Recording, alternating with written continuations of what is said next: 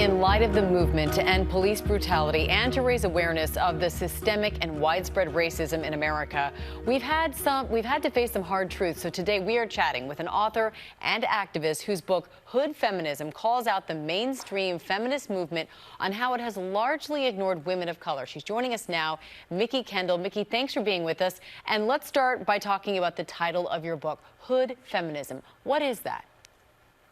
Thank you for having me. Hood feminism is the lived feminism of lower income and sometimes no income women and their communities, where they take care of themselves and each other as best as they can. Now, you say the feminist movement has left out women of color in their fight. Tell us why. Tell us how. So one of the things that's increasingly obvious as we talk about Breonna Taylor, Wakia Boyd, Sandra Bland, and so many others who would fall under Say Her Name, is that while Black feminist activists and Latina and Indigenous activists are showing up and protesting police brutality, we're not seeing the same number of white feminist voices. It's slightly better since the Women's March in 2016, but we're still not seeing the same number of high-profile voices who have access to the kind of people in power who could affect some real change. So what would you like to see white women of means do to contribute to the larger feminist movement, including women of color?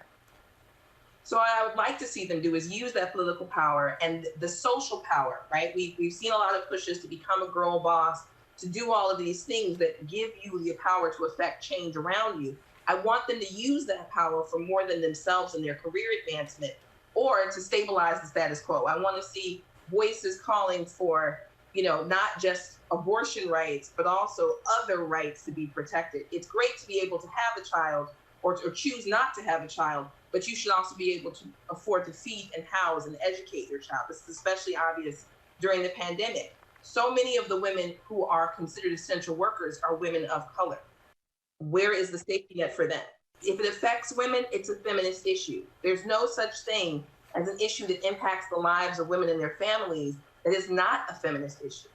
So what can the mainstream feminists do? How can we all be better and do better?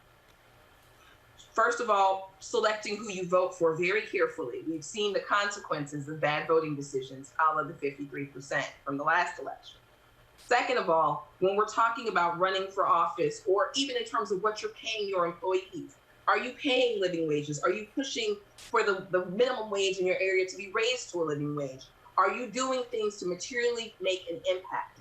That means more than just saying rah from the sidelines. It means showing up and standing between police brutality and your neighbors. It means not calling the police for things as mundane as somebody barbecuing. It means not being so focused on what you need to get ahead and more focused on what we all need to survive.